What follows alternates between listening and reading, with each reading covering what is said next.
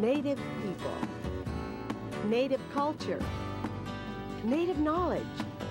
Hi, I'm Jeannie Green, bringing you award-winning Heartbeat Alaska. Bringing you national and international Native news, this is award-winning Heartbeat Alaska, the premier Native voice in Native programming. There's a heartbeat, louder than thunder, revolution is in the air. There's a heartbeat deep inside our mother. Are you too cool to care? Now, with Heartbeat Alaska, here's Jeannie Green. Hello and welcome to Heartbeat Alaska, Native News and Native Information. I'm Jeannie Green. Thank you for joining us. I'm sitting in my studio that's under construction here in Anchorage, Alaska. And by the way, we're looking for volunteers. If you've got some free time to hammer and saw and do some other help around here, we'd sure appreciate it. Call us up, won't you, at 907-563-7440. And let us know if you're able to lend us a hand. On today's program, the Millennium Agreement has been signed. Heartbeat Alaska attended the signing ceremony recently in Anchorage, Alaska. We have that story. Plus, Jackie Andrew is here with basketball once again. It's a great show. I'll be back with the Millennium Agreement signing right after this.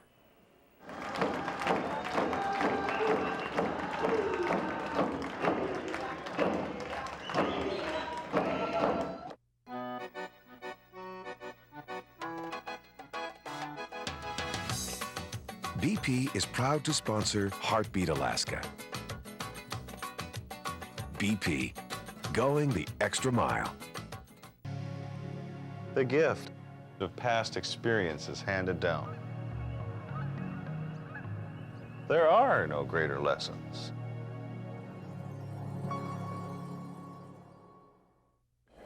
Hi, I'm Mark from Scan Home, and we are proud to sponsor Heartbeat Alaska. Scan Home, serving all of Alaska's home and office furnishing needs. Thank you, Scan Home, for making Heartbeat Alaska possible. Heartbeat Alaska chooses the Longhouse Hotel, the official hotel of Heartbeat Alaska. And this is where we choose to house our guests that come from all over the world to spend time with us. And this is where we hope you will choose to spend your time when you come to Anchorage. Choose the Longhouse Hotel, the official hotel of Heartbeat Alaska.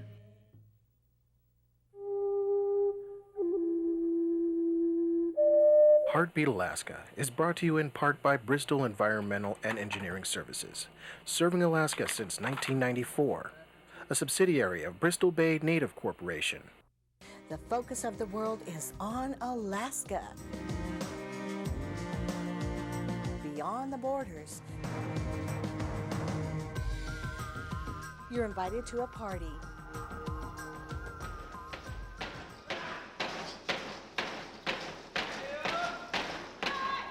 Heartbeat Alaska, Native News and Native Information. I'm Jeannie Green.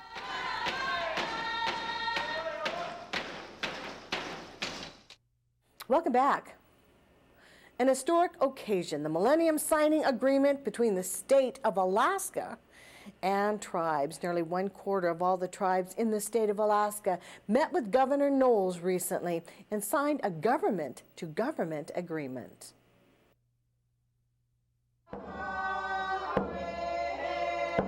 It has been a struggle, and there has been a lot of concerns between the state of Alaska and the tribes over the years. It has been a very interesting journey since we have been trying to put our tribal sovereignty issues up front ever since after the Alaska Native Claims Settlement Act.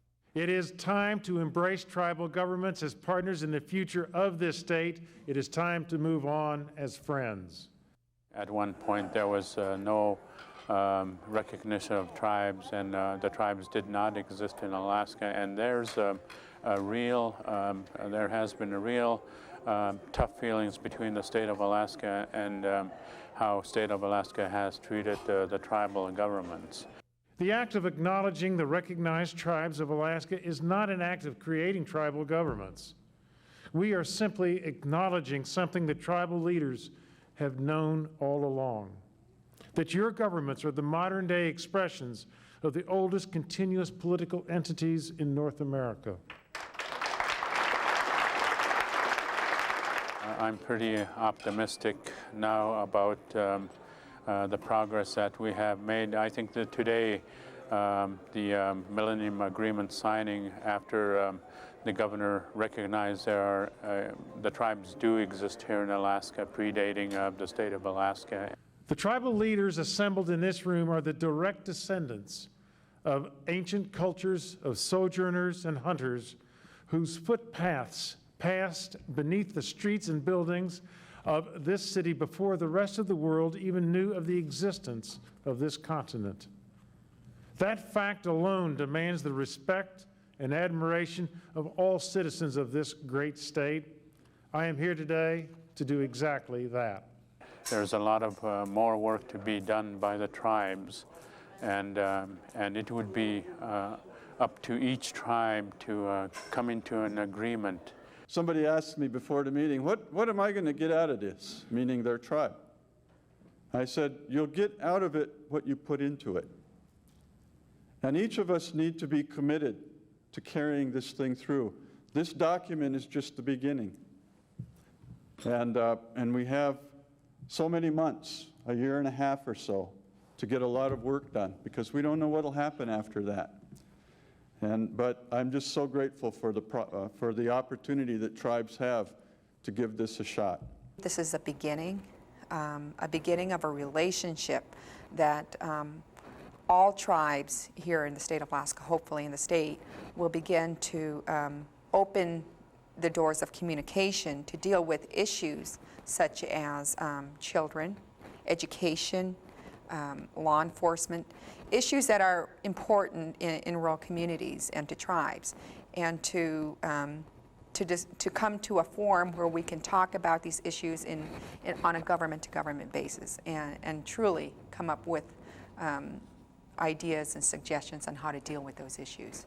What we have done for these last 15 months, and we've come up with an agreement that will take us 7 generations into the future, so that 3-year-old boy will be able to stand where I am standing today and say again, what we're doing here today will take us 7 generations into the future. The exciting part is that this is a new day, a new chapter, a new page for the state of Alaska. We have worked together with AITC, AFN, and many other Native groups across the state to achieve this process. With the action that we take in a moment, we strengthen the state's relationship with tribes and raise it to a new level under the framework of the federal and state constitutions. Alaska's tribes are alive and well in this new millennium. This is an opportunity for tribes to be at the table when decisions are being discussed or being made, whereas where we are now, we've got legislation, we've got litigation that tribes may have not been able to fully participate and give their ideas and their concerns and their solutions to these challenges. And I think that this Millennium Agreement is an opportunity for tribes to do exactly that, to be there at the table, to be a part of the decision-making process on issues or actions that adversely affect them. Today, we are going where there is no path, but we are leaving a trail for those who are to follow. I think we have more opportunities here with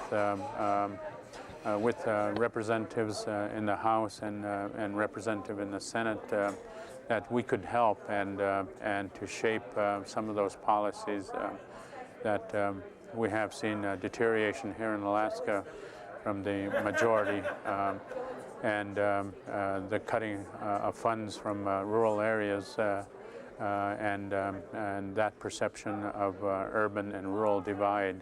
In the past, we always did have a lot of trouble with the state because they didn't reckon, like in the past few years, subsistence grow fish and game and stuff, you know, and so we take care of the land, and we want to continue doing that and work our tribal government. So. I believe that this Millennium Agreement is a step for tribes to begin exercising their tribal sovereignty, to take it upon themselves to help improve the lives of their tribal members and all Alaskans. Among the themes are going to be alcohol control, public safety. Another that has come up frequently in the course of our discussions is waivers of sovereign immunity in state grants. But the full range of issues that are reflected in government-to-government relationships are really going to be open for discussion. It is my hope that this step will encourage tribes to further exercise their tribal sovereignty by addressing these issues and concerns not only statewide, but also nationally and internationally. It is your right as tribes to do that, and nothing can stop you from doing that. So as issues come up that the tribal governments and the state government can get together in a meaningful way, it'll always change regarding to changing circumstances over what the issues of the day are, but this gives the framework and the structure within which those discussions can take place. So the subjects may change, but the framework will remain the same. We've already been doing child welfare cases in cooperation with the state, and I think there'll just be better relations. They have come up with a lot of questions and a lot of answers how the relationship within the state governments and the tribal governments, how they would occur. Education, economic development, child protection, a clean and healthy environment, and social, cultural, spiritual, and racial diversity. We must continue our progress under this agreement that includes all Alaskans in forging a bright future. Our state will be poorer if we suppress diverse traditions and cultures. It is those traditions and cultures that help make Alaska the rich land of opportunity it is today. By implementing this Millennium Agreement, it is our hope that it would cement that relationship and begin to move on to better things, to better communications, and to a better forum to address some of these issues that we have out in rural Alaska. As I came in this room today, I could feel, as never before, a sense of unity, a feeling of goodwill, an understanding of respect, a feeling of power unsurpassed in my pleasure of serving as your governor. We could feel the power. I know that you can also. But it is a power, as Will Mayo has said, that enables us to contribute, and what we do get out of it is what we do put into it. We're hoping to use this document to improve the communication. And secondly, what I think it would be most beneficial to the tribes and to the general public, to all Alaskans, is to use it as an educational tool, not only to educate the public, but also the state legislature and the state judiciary. It's a start, it's a beginning, and we want to carry forth and move forward to more positive things.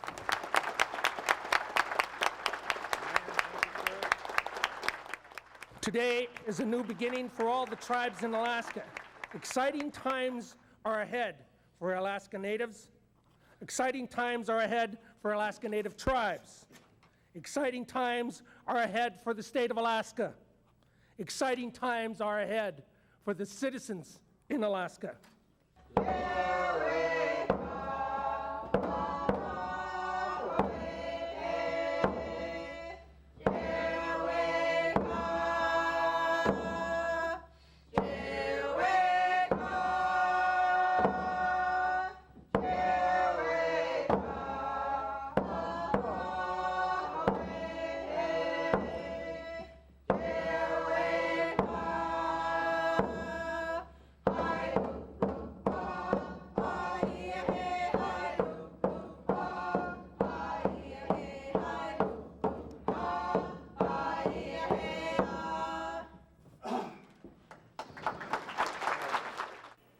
Thank you so much, Debra Vo and Alaska Intertribal Council and others who made this story possible. I'll be back with more Heartbeat Alaska right after this. If the coaches and the colleges would come out and check out some of these games, I think they might find some good prospects. My wife Marie used to smoke. After she was diagnosed with cancer, she smoked even more. She got so weak I had to light her cigarettes for her. The lighter had a happy face on it. A happy face. She asked me if she was dying, and I told her yes.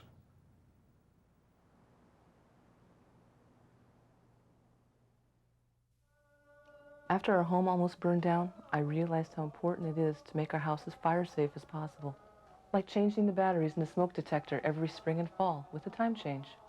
Cleaning the stovepipe. Getting the furnace checked every year. And making sure that everyone knows the family escape plan in case there is a fire. Killimek, hurry. Our families deserve it. Brought to you by Blue Cross Blue Shield of Alaska, Merck, and Alaska Native Tribal Health Consortium.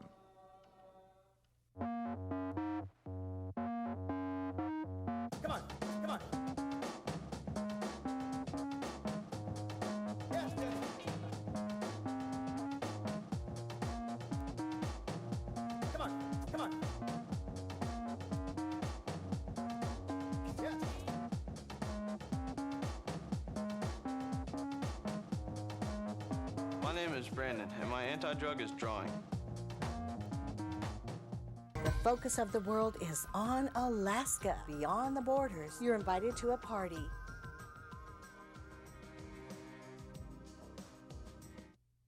Basketball is more than just a sport in rural Alaska. It's a community event involving sometimes the whole family. Jackie Andrew has the story.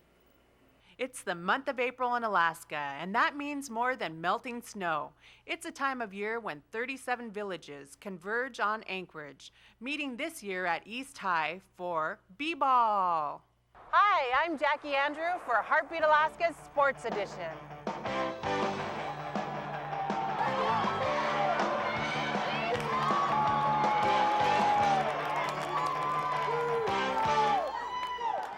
East High has been hosting the tournament for, I believe, for about 10 or 12 years. And we get different schools that come here from year to year. It's pretty big because there's like people from all over Alaska that come here. That's all in 2A, and we don't even have that big a school either. There's like 30 kids in our high school, and this is pretty big for us because this is our second year coming here. It is a big deal for all these students that do come to this tournament. There's a lot of talent in these smaller schools. I mean, it's exciting. You can get like emotional, like really into the game. And even when you're not playing, you just get into you just watch other people and you can see what they're feeling, and it's exciting.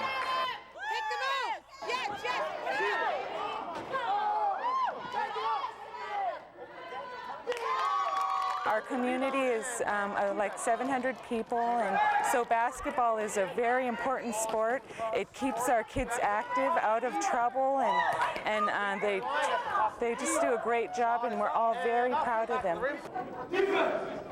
It's good to see the young people, that's in these teams, and I see a lot of them that's pretty young, and I think as they get into the game, I think they'll get better as time goes along. It's good to see these young freshmen in the team. We have a lot of weekend games up there in Fort Yukon, and we play against town men, these boys do, so they get a lot of their experience from playing against the local people. We practice about every day before we came here. But at regionals, it was pretty fun at regionals. We played against really tough teams. If the coaches and the colleges would come out and check out some of these games, I think they might find some good prospects.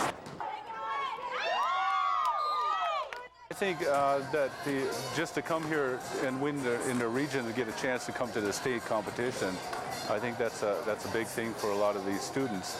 And sometimes it's the first time traveling for them to come into a big city, and they get to look around and see how it is here. Some of them say that this is the biggest gym they've ever been in. Running across the court is only half the fun. So are the preparations of getting here. The budget is tight for the school, so we raise about maybe $10,000 to $12,000 a season on our own with the community. October up until Christmas, we have weekend games where we take in $1 for admission, and we sell chips and pop, and the whole community comes out and supports them on weekends and come down and play basketball. They have women's and girls play against each other, and little kids from 3rd grade up to the 7th and 8th grade that would play, and just them coming out on weekends to the gym brings in revenues for the basketball team. With a bilingual program that we have up there, we got some salmon and we jarred fish and taught the kids how to jar fish. And then all the fish was donated to the basketball team so they could raise money selling it, and people buy it for $10 a jar, sometimes $8. And sometimes we make gift baskets with breads. And This is more than a basketball tournament. It's a way for the whole community to get together. For Heartbeat Alaska, I'm Jackie Ann. Thank you, Jackie. I'll be back with more Heartbeat Alaska. Don't go away. There's a heartbeat louder than thunder. Revolution is in the air. Hey, hi, hey, hi, hey, hi, hey, hi, hey, hi. Navigate. It's time.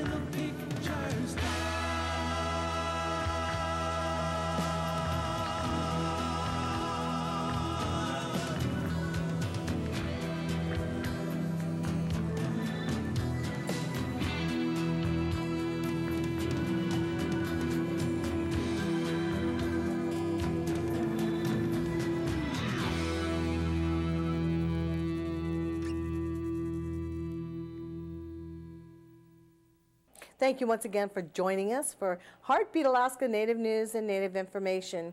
We've moved into a brand new studio and it's under construction here in Anchorage, Alaska. If you'd like to lend a hand, call us at 907-563-7440. I wanted to wish you all a happy Easter. It's a joyous occasion and I thank you for joining us. God bless you, and please call us once you email us. We'd love to hear from you. I'm Jeannie Green for all of us here. We'll see you again next week. The focus of the world is on Alaska. Heartbeat Alaska travel to Copper Center, Alaska, Ekwok, Alaska. Beyond the borders, you're invited to a party.